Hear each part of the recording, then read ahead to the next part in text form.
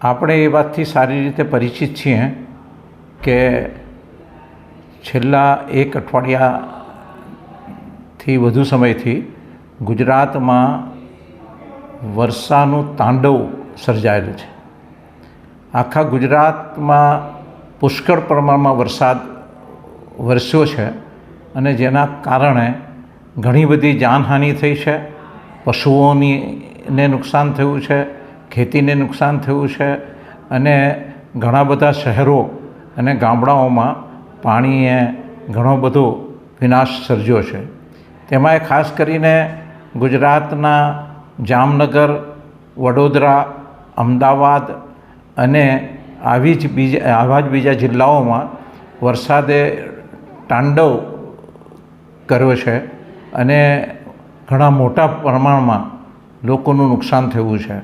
ઘરોમાં પાણી ઘૂસી ગયા છે. ઘરોની ઘર વખરીથી લઈને ફર્નિચર સુદ્ધા બરબાદ થયા છે અને લાંબા સમય સુધી ઘણા બધા લોકોને રોજગાર પર જઈ શક્યા નથી.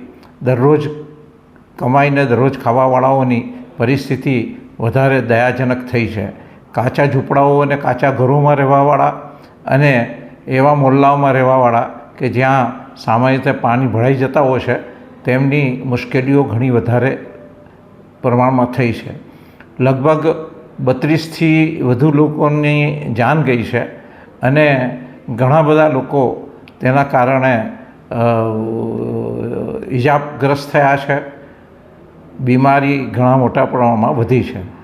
આ સંજોગોમાં આપણા બધાની ફરજ છે કે આ વિકટ પરિસ્થિતિમાં, આ કપરા સંજોગોમાં આપણે આપણા ભાઈબંધુઓના કામે આવીએ અને આ અસરગ્રસ્તોની આપણે મદદ કરીએ. તેમના માટે જે જરૂરી ચીજો છે તે આપણે તેમને પહોંચાડીએ. ખાવાની કીટો તૈયાર થઈ રહી છે, તેમના માટે કપડાં પહોંચાડવામાં આવી રહ્યા છે, તેમના માટે જરૂરી દવા પહોંચાડવાનું આયોજન થઈ રહ્યું છે અને આ બધા જ કામ આ કપરી પરિસ્થિતિમાં સોસાયટી ફોર બ્રાઇટ ફ્યુચર SBFના અમારા સ્વયંસેવકો વોલન્ટિયર્સ કરી રહ્યા છે. આપથી અમારી દરબંધ અપીલ છે કે આ કામમાં આપ બધા પૂરેપૂરો સહયોગ આપો, સહકાર આપો અને તન મન ધનથી તેમાં જોડાઈ જાઓ.